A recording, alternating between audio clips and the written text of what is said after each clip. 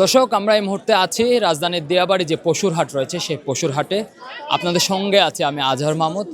আমরা ঘুরে দেখব এই পশুর হাটে পশু বেচা বিক্রি কেমন হচ্ছে সেটি, এবং পাশাপাশি দাম কেমন পশুর সেটিও আপনাদেরকে জানাবো।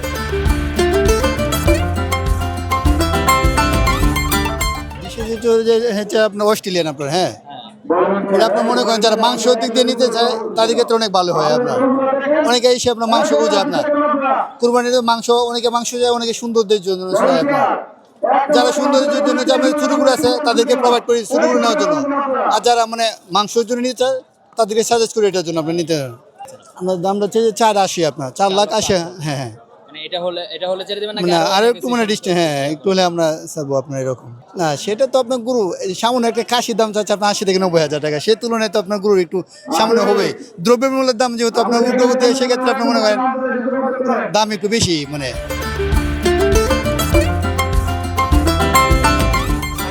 আপনি কত চাচ্ছেন? আমি 180, আপনি কত চাইছেন? 40 কাছে দিবেন না? না কেন?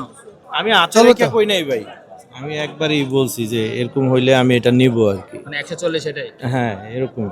এর বেশি ওটা সম্ভব না। তাহলে আরো হাট দেখতে হবে, মাত্র আসছি একটু দেখি আরো।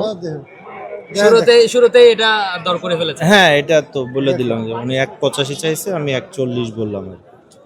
আপনার পছন্দ হয়েছে কিনা? মানে হ্যাঁ গরু তো সুন্দর, হাসিল আছে, আরো অনেক কিছু আছে। গরু সুন্দর, গরু সবগুলি সুন্দর। পরিবারের সবাইকে নিয়ে বোধহয় আসছেন গরু।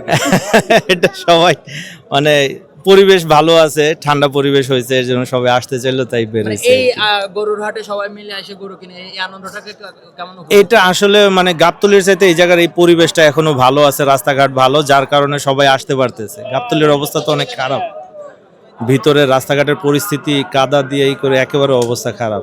এদিকে একটু পরিবেশ ভালো, এর জন্য সবাই আসতে। কত কত নিয়েছে এটা? 28, 1,28,000।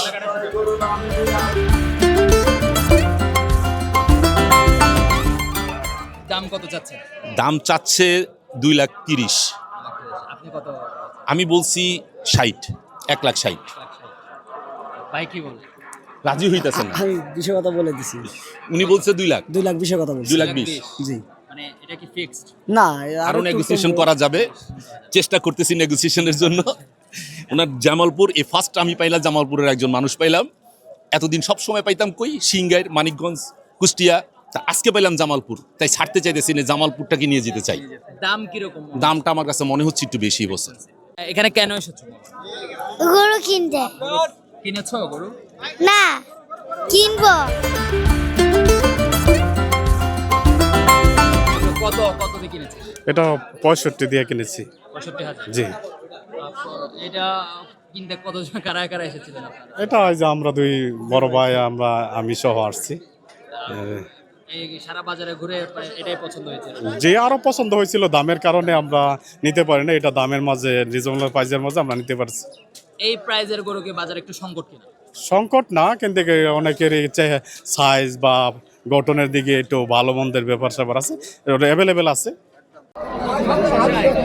দাম উনি একবারই আসলে দাম বলছে, উনি আর দামাদামি করার জন্য অত দাম বলে নাই।